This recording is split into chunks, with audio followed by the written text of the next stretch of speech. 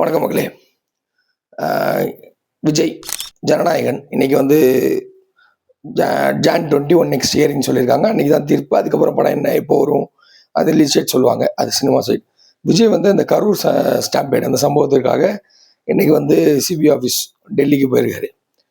பாஜக வந்து ஒரு பக்கம் சிபிஐயும் ஒரு பக்கம் சிபிஎஃப்சியும் வச்சுட்டு இவ்வளோ ஒரு நெருக்கடி கொடுக்குறாங்க. ஆனால் விஜய் அவங்கள எதிர்த்தே பேச மாட்டாரு. இது எனக்கு எந்த மாதிரி பொருள், இதுக்கும் திமுக தான் காரணம்னு திமுக மேலே சொல்லுவாரா? அந்த விஷயமும் தெரில.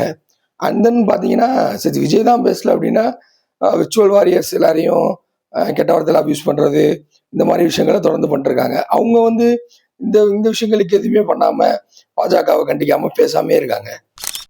அது மாதிரி சிஎம் சார் அப்படின்னு ஸ்டாம்பேட் முடிஞ்ச 3 நாளில் நீங்கள் தான் காரணம்னு வீடியோ போட்டார்.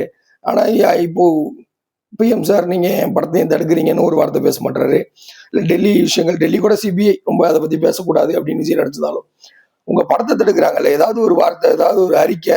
வருஷமாக கிட்டத்தட்ட 30 வருஷமாக உங்களை ஃபாலோ பண்ணி உங்களுக்கு எல்லா இதுலேயும் பண்ண பசங்க வந்து அவங்களையும் நீங்கள் பேச விடாமல் கட்டி போட்டு வச்சுருக்க மாதிரியான தெரியுது. பசங்க அவங்க பேசினாலாவது அந்த விஷயங்கள் என்னன்றது உடையும். அவங்கள பாஜக ஏதாவது ஏன் இந்த மாதிரி படத்தை இருக்குன்னு அவங்கள சோஷியல் மீடியாலேயோ இல்லை நேர்லையோ சோஷியல் மீடியாவில் அவங்க கருத்துக்களை தெரிவிக்க விடுங்க. ஏதோ சூழ்ச்சி பண்ணி விஜய் ஏதோ பண்ண வைக்க நினைக்கிற, படிய வைக்க நினைக்கிற மாதிரி தெரியுது பாஜக. என்னன்னு பொறுத்திருந்து பார்ப்போம். தேங்க்யூ.